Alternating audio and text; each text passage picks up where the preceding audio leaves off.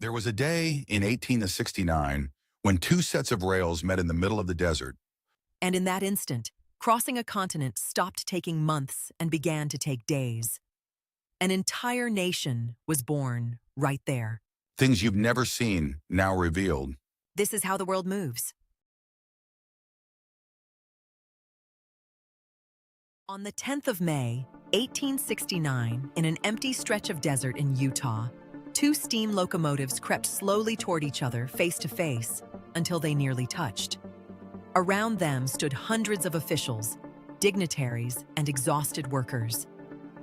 And then, a single spike was driven into the final railroad tie. But it was no ordinary spike. It was made of solid gold. The moment the hammer struck it, one word was flashed by telegraph to every corner of the country, in real time: done. And across America, crowds gathered outside telegraph offices erupted in celebration, all at the same instant. It may have been the first great event in history, broadcast live to an entire nation. But to understand why grown men wept over a railroad spike, we have to go back and see what crossing this country used to cost. Because just a few years earlier, in 1860, getting from New York to California, from one side of the country to the other, was a nightmare with three terrible options. You could cross the entire continent in a covered wagon, facing deserts, mountains, and rivers. A journey of many months that killed people along the way. You could board a ship that sailed all the way down around the tip of South America and back up again, months at sea. Or you could cut across the Isthmus of Panama and risk catching yellow fever and dying in the jungle. Crossing your own country back then was one of the most dangerous things a human being could do. Whole families gambled their lives just to reach the other coast. So the idea of doing it in days sounded like pure fantasy. The solution was called the First Transcontinental Railroad, and the plan was audacious. Two companies would build toward each other and meet somewhere in the middle. One of them, the Union Pacific, started in the east and dug westward. The other, the Central Pacific, started in the west, in California, and dug eastward. It was a giant race, one against the other, to see who could lay more track. But standing between them was a brutal obstacle, the freezing granite peaks of the Sierra Nevada. And it was there, in those mountains, that this story became one of the hardest ever told. Because to carve a path through solid rock, the Central Pacific needed something it didn't have: manpower. An enormous amount of manpower. And so came the workers who truly built this railroad with their bare hands. More than 13,000 Chinese immigrants. In many stretches, they made up as much as 90% of the entire workforce. They dug, they blasted, and they bored through living rock, doing the most dangerous work of all. To give you a sense of the struggle, a single tunnel, the Summit Tunnel, took 15 months to complete. On some days, with every ounce of effort they had, they advanced just 1 foot through the rock, 1 foot in a day. And the work took a terrible toll. It's estimated that more than 1,000 Chinese workers died during construction, killed by the explosions, the cave-ins, and the avalanches in the mountains. They were paid less than the white workers and had to cover their own food and shelter on top of it. And they weren't alone in that sacrifice. On the other side of the country, the Union Pacific was building its half with Irish, German, and Italian immigrants, with veterans of the Civil War from both the North and the South, and with black men who had only recently won their freedom from slavery. Think about what that means. The railroad that united America was built, in large part, by the hands of people who had come from far away, or who had just fought their way to freedom. It was built by the ones who show up least in the history books. And after 6 long years, blow by blow, foot by foot, the two halves were finally closing in on each other, aiming for a single point in the Utah desert. And from that meeting point came a photograph that became one of the most famous images in all of American history. But that photo hides a glaring absence, one we'll reveal in just a moment. First, the most important thing: what happened to the entire country the instant that golden spike was driven home? Because the effect was immediate, and it was staggering.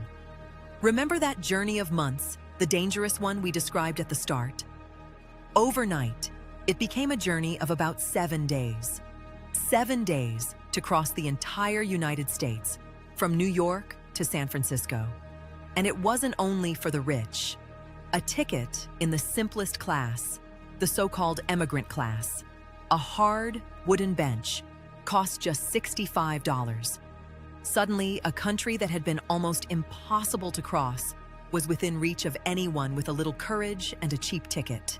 It was as if someone had physically shrunk a continent and handed it to the ordinary person. And this is where we see the true power of transport. The railroad didn't just move people, it literally built a country. Before it, the vast interior of the United States was nearly empty on the map, distant in forbidding land. But wherever the tracks passed, towns sprang up. The train station became the center, and around it grew houses, shops, churches, farms. Where the train arrived, civilization arrived. Where it didn't, the map stayed blank. The railroad pulled millions of people into the heart of the continent and transformed the United States, which had been just a strip along the coast, into a nation that stretched from one ocean to the other. The train didn't draw a line on a map, it drew a nation. And now, that absence we promised to reveal. After 6 years of sacrifice, they took the official photograph of victory, the two locomotives face to face, a crowd of men climbing over them and cheering. That photo is one of the most reproduced images in American history. But there is a cruel detail inside it. Among all those celebrating faces, almost none of the thousands of Chinese workers appear.